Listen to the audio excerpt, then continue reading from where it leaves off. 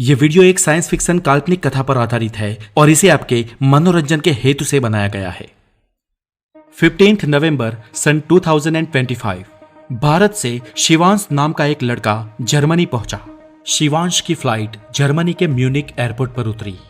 आज शिवांश फूला नहीं समा रहा था क्योंकि वो आज जर्मनी के मैक्स प्लैंक इंस्टीट्यूट में क्वांटम फिजिक्स पर रिसर्च करने के लिए आया था, और वो भी उसके गुरु और भारत के नोबेल प्राइज विनर जीनियस भौतिक वैज्ञानिक डॉक्टर कृष्णन रंगराजन के हाथ नीचे। शिवांश भारत में डॉक्टर रंगराजन के मार्गदर्शन में ही पीएचडी हुआ था। शिवांश म्यूनिक एयरपोर्ट से मैक्स प्लैंक इंस्टीट्यूट पहुंचा।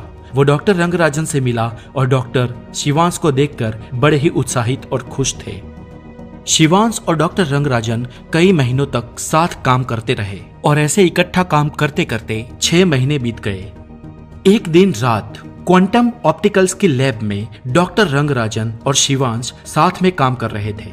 पता नहीं अचानक डॉक्टर रंगराजन को क्या सूझा कि वो शिवांश को लैब के एक भीतरी और सीक्रेट हिस्से में ले गए। शिवांश बोला, ओ माय गॉड सर, ये कितनी खूबसूरत जगह है सर, मैं क्यों इसके बारे में नहीं जानता और आप आज मुझे यहाँ पर क्यों लेके आए हैं। डॉक्टर कृष्णन रंगराजन बोले, इस इंस्टीट्यूट के कुछ खास लोगों को छोड़कर ये जगह सबके लिए सीक्रेट और प्रतिबंधित है। मैं तुझे सालों से जानता हूँ शिवांश, और तू मेरा सबसे खास स्टूडेंट है, इसलिए आज मैं ये सीक्रेट सिर्फ तेरे सामने रिवील कर रहा हूँ क्योंकि मुझे तुझ में पोटेंशियल दिखता है। ये कहते हुए डॉक्टर रंगराजन शिवांश को इस सीक्रेट जगह से भी भीतर एक अंदरूनी भूगर्भ में ले गए। वहां पर एक बहुत बड़ा दरवाजा था जिसे डॉक्टर रंगराजन ने अपनी आंखों की रेटिना से पासवर्ड देते हुए खोला। यहाँ पर शिवांश आकर स्तब्ध हो गया। उसके सामने एक बहुत बड़ी मशीन उसे दिख रही थी। माय डियर बॉय, मैंने और मेरे कुछ चुनिंदा साथी वैज्ञानिकों ने मिलकर ये मशीन बनाई है और ये एक टाइम मशीन है, डॉक्टर रंगराजन बोले। शिवांश ये देखकर आश्चर्यचकित था। शिवांश ने कहा, it's impossible sir, time machine, how can it be possible. बेटा, ये क्वांटम ऑप्टिकल्स पर आधारित मशीन है। इसे मैंने और मेरी पूरी टीम ने सालों तक मेहनत करके बनाया है और इसमें बैठकर सच में टाइम ट्रैवल किया जा सकता है। ये सुनते सुनते शिवांश की आंखें फटी की फटी रह गई।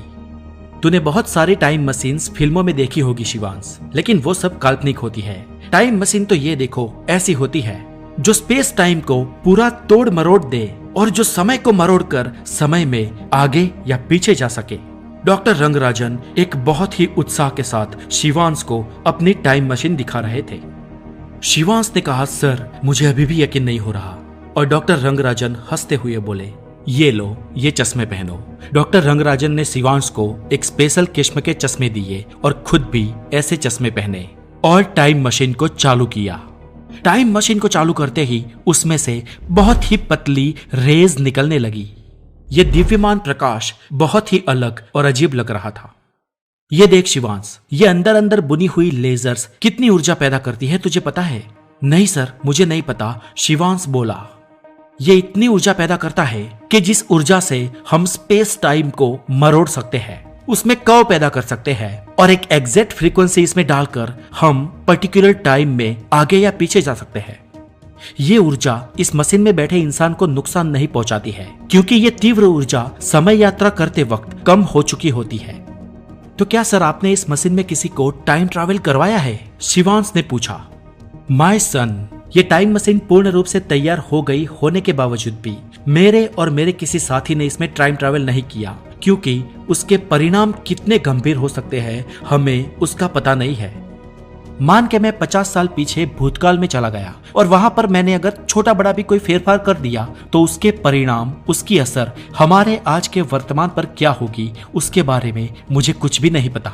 भूतकाल में किए गए एक छोटे से बदलाव से भी हमारा आज का वर्तमान और भविष्य तहस नहस हो सकता है। डॉक्टर रंगराजन ने एक एक्सपर्ट ओपिनियन दिया। बेटा, बस यही एक डर है जिसके कारण हमने टाइम ट्रैवल नहीं किया और तू मेरा सबसे फेवरेट स्टूडेंट है, इसलिए आज मैंने इसे तुझे दिखाया। अब हमें मैथमेटिकल इक्वेशंस सॉल्व करके ये खोज निकालना है कि सुरक्षित तरीके से यानी कि भूतकाल में जाकर कोई फेरफार किए बिना टाइम ट्रैवल कर वापस कैसे आना है। डॉक्टर रंगराजन मशीन की स्विच बंद करते हुए बोले। सीक्रेट रूम बंद करके दोनों लैब की तरफ आए और क्योंकि रात बहुत हो चुकी थी इसलिए दोनों अपने अपने कैबिन में सोने के लिए चले गए। शिवांश अपने रूम में गया, दरवाजा बंद किया, लाइट चालू की और उसके रूम की दीवार पर एडोल्फ हिटलर की तस्वीर लगी हुई थी। हिटलर के अलावा हिटलर की टीम के सबसे बुद्धिशाली साइंटिस्ट वर्नर हाइजेनबर्ग की भी यहाँ पर तस्वीर टंगी हुई थी। शिवांश अब अपने बेड पे जाके बैठा, एक डायरी ली और उसमें कुछ लिखने लगा। उसने लिखा कि ये मेरी सीक्रेट डायरी है और जिस रहस्य की मुझे सालों से तलाश थी वो आज मुझे मिल गया है। डॉक्टर रंगराजन ने वाकई में एक टाइम मशीन बनाई है। मैं मशीन के बहाने ही जर्मनी आया था। उनके हाथों के नीचे ट्रेन होना या रिसर्च करना तो एक बहाना था। हकीकत में तो मुझे डॉक्टर रंगराजन पर विश्वास था कि वो ऐसे ही किसी प्रोजेक्ट पर काम कर रहे हैं और आज उन्होंने ये प्रोजेक्ट मुझे दिखा दिया और आज मेरा लक्ष्य पूरा हो चुका है और अब मैं मेरे आदर्श यानी कि सर वर्नर हाइजेनबर्ग से भूतकाल में जाकर मिल सकता हूँ और मैं मेरे एक और आदर्श एडोल्फ हिटलर को समय में फेरफार करके दूसरे विश्व युद्ध का विजेता भी बना सकता हूँ। शिवांश ने इतना लिखकर इस डायरी को बंद किया और सो गया। दूसरे दिन शिवांश लैब में गया और अपना काम करने लगा। वही डॉक्टर कृष्णा रंगराजन शिवांश के पास आए। दोनों में बातचीत हुई और दोनों एक चर्चा पर चले गए। दोनों हाइजेनबर्ग ने दिए अनिश्चितता के सिद्धांत पर बात करने लगे और इस विषय पर दोनों डीप चर्चा में उतर गए। कृष्णा रंगराजन ने कहा कि क्वांटम मैकेनिक्स में भले ही हाइजेनबर्ग का योगदान बहुत बड़ा रहा हो, पर भौतिक विज्ञान के क्षेत्र में एल्बर्ट आइंस्टाइन उनसे आगे थे।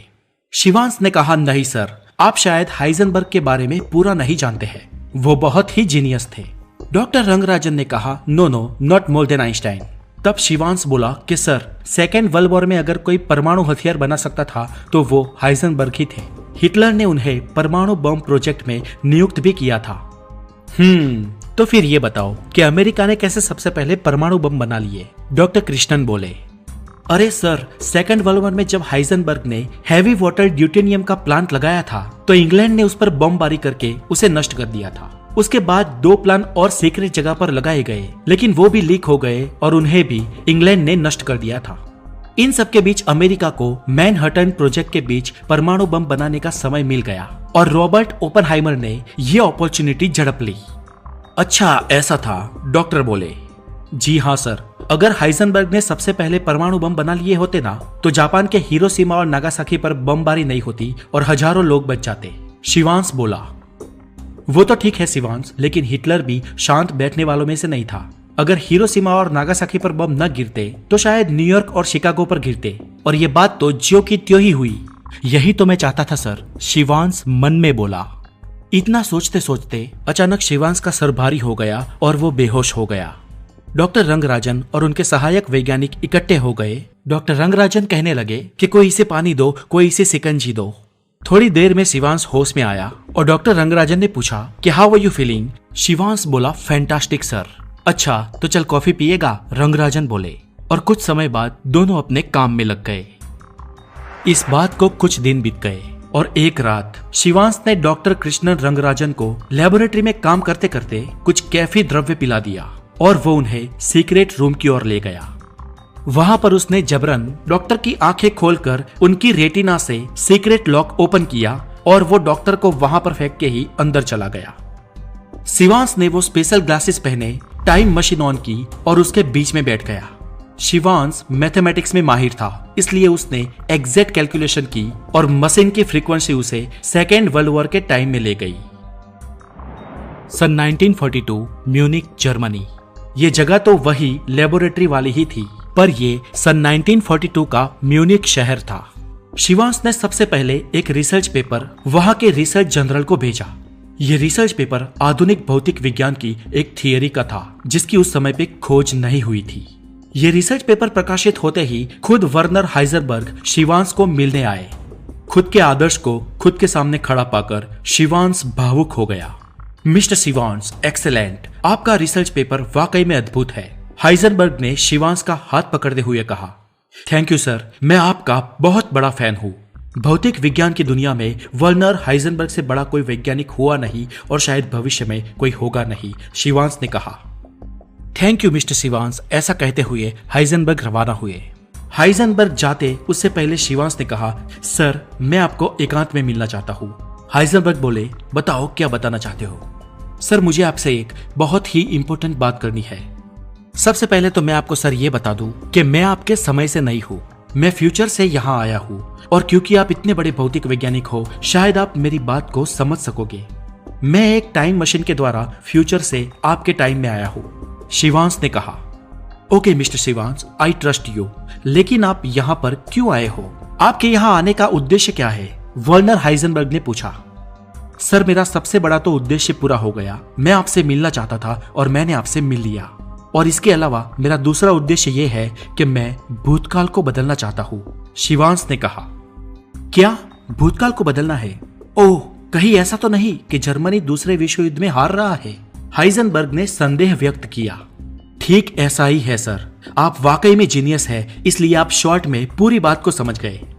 जर्मनी ये विश्व युद्ध हार जाएगा और हिटलर सर को शरणागति स्वीकारनी होगी और इसीलिए सर जो मैं कहता हूँ आप ठीक वैसा करो प्लीज, शिवांश ने विनती की।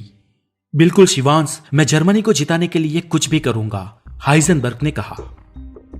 सर आपने जो हैवी वाटर प्लान बनाया है, ऐसे कुल और 3 हैवी वाटर प्लान बनाना और उसमें से 2 तो ठीक है, लेकिन आखिर और तीसरा प्लान कहाँ है इसकी चर्चा किसी के भी साथ न करना। वो इन्फॉर्मेशन बस आप अपने पास ही रखना, क्योंकि इनमें से 2 प्लान्स की जानकारी ब्रिटिशरों के पास तो होगी, लेकिन आखिरी वाले की किसी के पास नहीं होनी चाहिए। और इसी प्लान के जरिए आप सबसे पहले परमाणु बम बना लोगे और भविष्य में अमेरिका जापान के हिरोशिमा और नागासाकी इन 2 शहरों को तबाह करने वाला है, जिसे आप रोक सकोगे। शिवांश ने पूरा प्लान हाइजेनबर्ग को समझाया। ओके शिवांश, डन, जैसा आपने कहा वैसा ही मैं करूंगा। हाइजेनबर्ग ने शिवांश को हाथ मिलाया और कहा कि it's pleasure to meet you. लेकिन मिस्टर शिवांश आप वापस कैसे जाएंगे? हाइजेनबर्ग ने पूछा। सर वो सन 2025 वाला मशीन अभी भी चालू होगा और प्लैंक इंस्टीट्यूट में उस मशीन की ऊर्जा के कारण अभी भी टाइम में मरोड़ होगी। उस जगह पर आज के दौर में मशीन का कोई पार्ट्स तो अवेलेबल नहीं होगा, लेकिन अभी भी उस जगह पर जो स्पेस टाइम कर्व हुआ है वो तो अभी तक वैसा ही होगा। और शिवांश उस जगह में प्रवेश करके देखते ही देखते साल 2025 में मैक्स प्लांट इंस्टीट्यूट में वापस आ गया। अब दोस्तों शिवांश यहाँ पर वापस तो आया, लेकिन उसने एक अलग ही चीज महसूस की। इंस्टीट्यूट में उसने देखा कि हर एक वैज्ञानिक की मेमोरी बदली हुई परिस्थिति के अनुसार अब बदल चुकी थी। उन सबको अब ये पता था कि दूसरे विश्व युद्ध में जर्मनी जीता था और अब दुनिया के सारे देशों में डिक्टेटरशिप चलती थी, यानी कि सरमुख हत्यारशाही। सन 2025 की इस नई दुनिया में बस शिवांश ही एक ऐसा व्यक्ति था जिसके पास 2 मेमोरी थी और वो दोनों मेमोरी उसे एक साथ याद थी। भूतकाल को बदलने से पहले वाली मेमोरी और भूतकाल को बदलने के बाद वाली मेमोरी। लेकिन हाँ, एक बात इसके साथ घट रही थी कि उसकी पुरानी मेमोरी अब धीरे धीरे धुंधली हो रही थी और उसे याद करने में उसका सिर चकरा रहा था।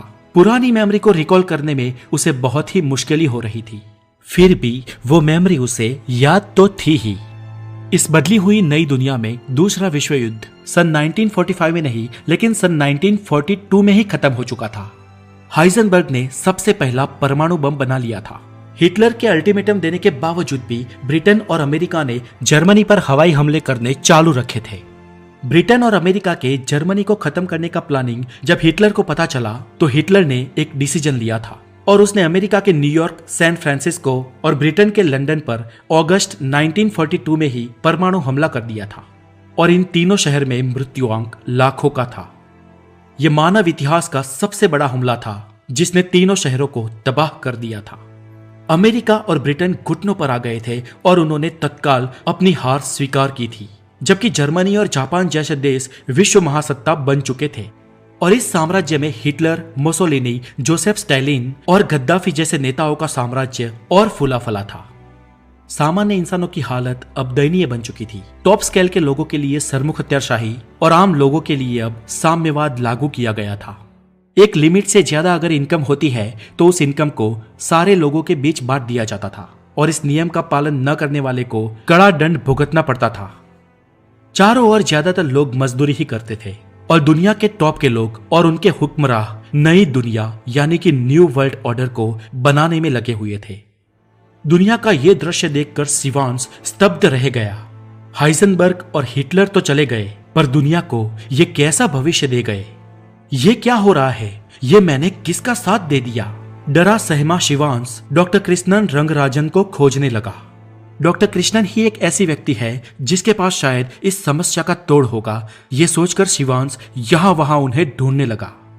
खोजते खोजते उसे कहीं से पता चला कि अपनी अतिरिक्त आय को आम लोगों में बेचने की जगह डॉक्टर कृष्णन ने 2 जरूरियातमंद बच्चों के इलाज में दे दी थी और इसके लिए उन्हें साम्यवादियों ने नौकरी से निकाल दिया था और वो अभी आजीवन कारावास की सजा भुगत रहे हैं। शिवांश फिर से दहल उठा, ये सब क्या हो रहा है, ये सब क्या हो गया? और वो एक कारावास में डॉक्टर कृष्णन रंगराजन को मिलने गया। ये बदली हुई दुनिया में भी डॉक्टर रंगराजन स्पेस टाइम के एक्सपर्ट तो थे ही, पर नोबेल प्राइज विनर नहीं थे, क्योंकि सालों पहले ही नोबेल प्राइज देने की दुकान बंद हो चुकी थी। अब नोबेल प्राइज के बजाय विज्ञान में विशिष्ट उपलब्धि के लिए हेजनबर्ग प्राइज दिया जाता है। डॉक्टर कृष्णन को अभी हेजनबर्ग प्राइज मिला नहीं था, इसलिए वो एक आम साइंटिस्ट ही गिने जाते थे। शिवांश जब डॉक्टर रंगराजन से मिला तो पहले अपना इंट्रोडक्शन दिया। अपना नाम बताकर शिवांश बोला, मैं जो कहता हूं वो ध्यान से सुनिए। पता नहीं आप मुझ पर विश्वास करेंगे या नहीं, लेकिन आपको मुझ पर भरोसा करना होगा। सर, ये जो दुनिया आज जैसे दिख रही है वैसी नहीं है। ये दुनिया अलग है। सेकेंड वर्ल्ड वॉर हिटलर को हार जाना था, दुनिया में लोकशाही का वर्चस्व होने वाला था, लेकिन ये सब मेरी एक बहुत बड़ी गंभीर भूल के कारण बदल चुका है। सर, मैंने पास्ट के साथ एक घटिया चेष्टा की है और इस चेष्टा के कारण पूरी दुनिया आज बदल चुकी है। शिवांश ने जेल के सरिये पकड़े हुए डॉक्टर कृष्णन रंगराजन के हाथ पे हाथ रखते हुए कहा, हाँ सर, आपने एक टाइम मशीन बनाई थी, लेकिन सर ये सब आपको याद नहीं होगा, क्योंकि ये सब सिर्फ मेरी मेमोरी में ही है, क्योंकि भूतकाल मैंने बदला है।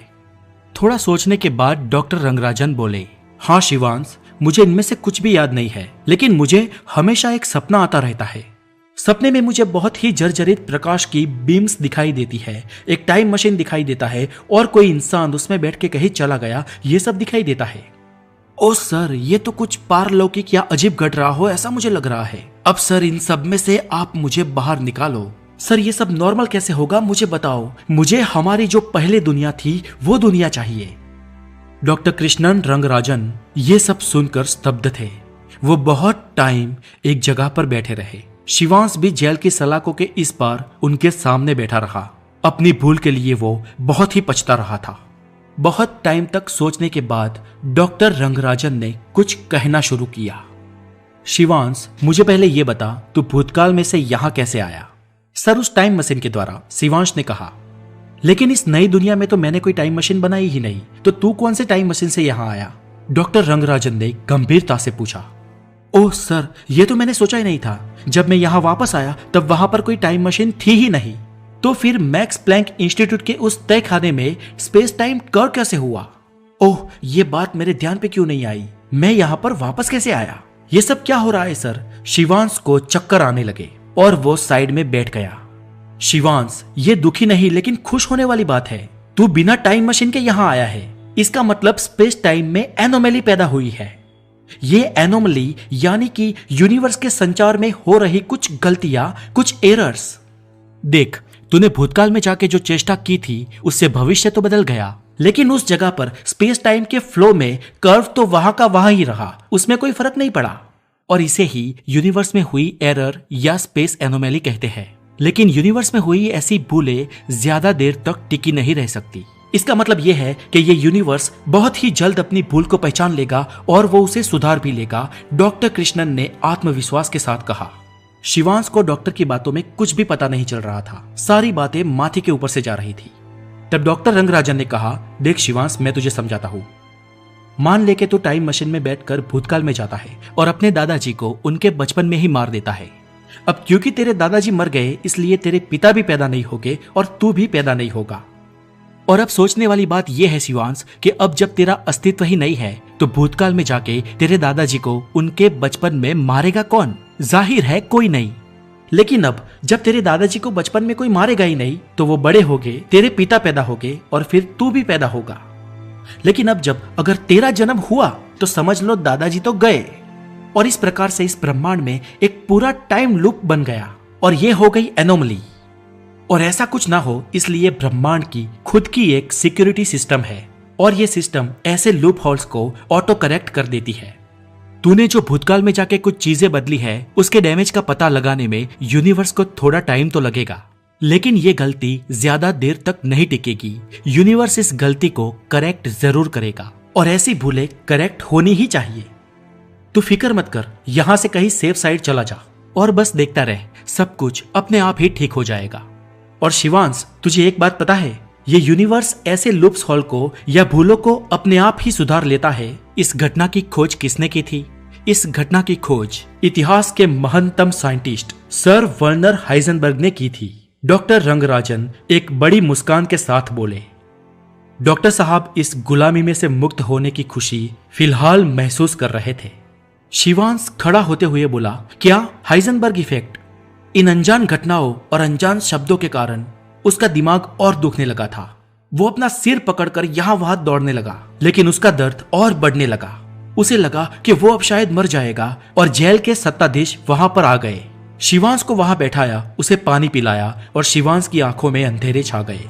उसे लगा कि वो अभी गिर जाएगा। वो गिर गया और आखिरकार वो बेहोश हो गया। थोड़ी देर में उसे धीमी धीमी आवाज सुनाई दी, इसे कोई नींबू शिकंजी पिलाओ, इसे कोई नींबू शिकंजी पिलाओ। और जब शिवांश ने अपनी आंखें खोली तो वो वही मैक्स प्लैंक इंस्टीट्यूट में था, जहां पर डॉक्टर कृष्णन रंगराजन और उनके सहायक वैज्ञानिक उसे पानी और शिकंजी पिला रहे थे। धीरे धीरे शिवांश को होश आया। उसने इंस्टीट्यूट को देखा, डॉक्टर्स को देखा, वहां के आसपास के कलर को देखा और वो समझ गया कि वो फिर से अपनी दुनिया में वापस आ गया है। और डॉक्टर ने पूछा, are you okay now? Fantastic sir, एकदम खुश होते हुए शिवांश ने कहा। वेल डन माय बॉय, तो चल हम कॉफी पीते हैं। शिवांश ने कहा, जी सर। वो कॉफी शॉप गए। कॉफी पीते पीते डॉक्टर ने कहा, तुझे याद है ना वो टाइम मशीन? हमें मैथमेटिकल कैलकुलेशन करके ये जानना है कि हम भूतकाल में जाकर भूतकाल में बिना कोई खलेल पहुंचाए, वहां कुछ भी चेंज किए बिना हम यहाँ वापस कैसे आ सकते हैं। शिवांश ने कहा, जी सर, मुझे सब कुछ याद है। शिवांश मुस्कुराया। लेकिन बेटा, जब तू बेहोश था तब बड़बड़ा रहा था कि हिटलर युद्ध जीता होता तो अच्छा होता, हिटलर युद्ध जीता होता तो अच्छा होता। लेकिन आई एम डिसएग्री। अगर वो जीता होता तो आज दुनिया जैसी है वैसी ना होती, लोकशाही खत्म हो चुकी होती और दुनिया तबाह हो चुकी होती। शिवांश बोला, जी हाँ सर, आप सही है। और कभी कभी परिस्थिति जैसी होती है वैसी ही ठीक होती है और उसकी अहमियत तब पता चलती है जब वो बदल जाती है। लेकिन Shivansh, I still believe Einstein is better, doctor ने कहा। जी हाँ सर, आइंस्टाइन इज बेटर, लेकिन हाइजेनबर्ग इफेक्ट अभी भी काम करती है, शिवांश ने मुस्कुराते हुए कहा। डॉक्टर कृष्णन रंगराजन को इस हाइजेनबर्ग इफेक्ट के बारे में कुछ पता नहीं चला, फिर भी उन्होंने शिवांश के सामने स्माइल की, कॉफी की चुस्कियां ली और शिवांश और डॉक्टर अपने रिसर्च कार्य में खो गए। तो दोस्तों, आज के लिए इतना ही। अगर आप नए हैं तो जुड़ जाइए हमारे चैनल द नॉलेज के साथ और आगे मुलाकात होगी ऐसे ही अनोखे वीडियोस के साथ। अपना बहुत सारा ध्यान रखें। Take care.